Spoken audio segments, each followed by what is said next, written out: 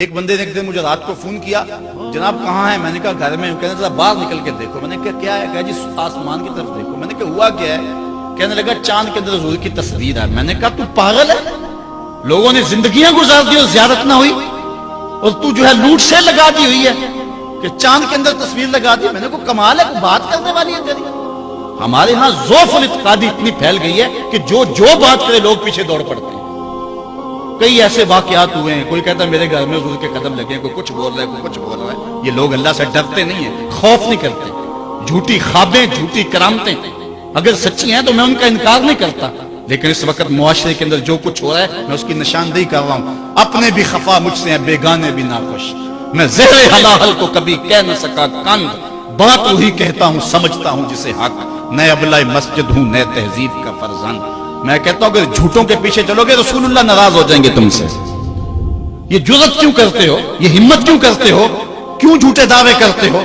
سچ بولو، تمہارے پیچھے کوئی لگے یا نہ لگے اس کی پرواہ نہیں ہے۔ یا ایھا الذین آمنوا اتقوا اللہ وقولوا قولا سدیدا۔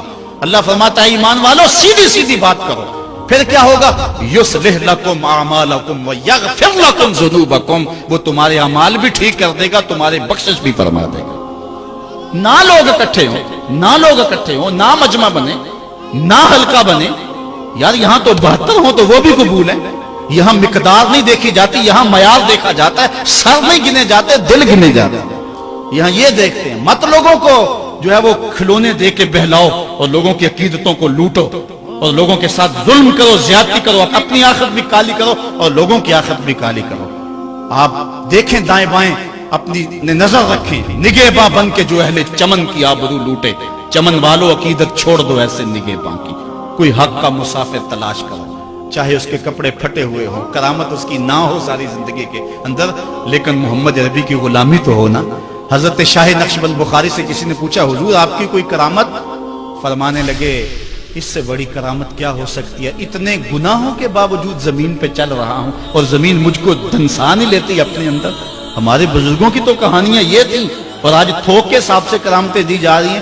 آج کے پیروں کی اتنی کرامتیں، غوث پاک کی بھی اتنی کرامتیں بیان نہیں ہوتی جن کی کرامتیں بیان ہو رہی ہیں۔ دڑا دڑ کرامتیں بیان کر رہے ہیں۔ ایک بندے کے یہاں بچہ پیدا ہوا اور اس نے یہ شور کر دیا کہ یہ رمضان کے دنوں میں دودھ نہیں پیتا، اس لیے کہ حضرت غوث پاک بھی نہیں پیتے تھے، وہ بھی پیدائشی غوث تھے اور یہ بھی پیدائشی غوث ہے، اور رمضان کے دنوں میں دودھ نہیں پیتا۔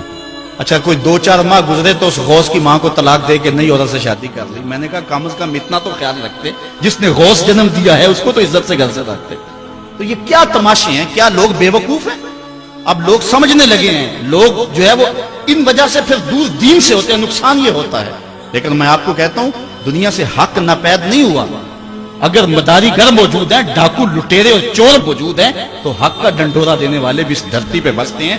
ہمارا رویہ یہ ہے کہ ہم کسی ایک شخص سے بدزن ہو جاتے ہیں تو پورے طبقے سے بدزن ہو جاتے ہیں۔ کئی بندوں کو میں سنا جو میں دیکھا ہوا ہے پیروں کو، اور تو نے دیکھے ہوئے ہی نہیں، جن کو مل کر زندگی سے عشق ہو جائے وہ لوگ شاید آپ نے دیکھے نہ ہو، مگر ایسے لوگ بھی ہیں کہ جن کو دیکھ کر کے زندگی گزارنے کا ڈھب آ جاتا ہے، سلیقہ اور طریقہ آ جاتا ہے۔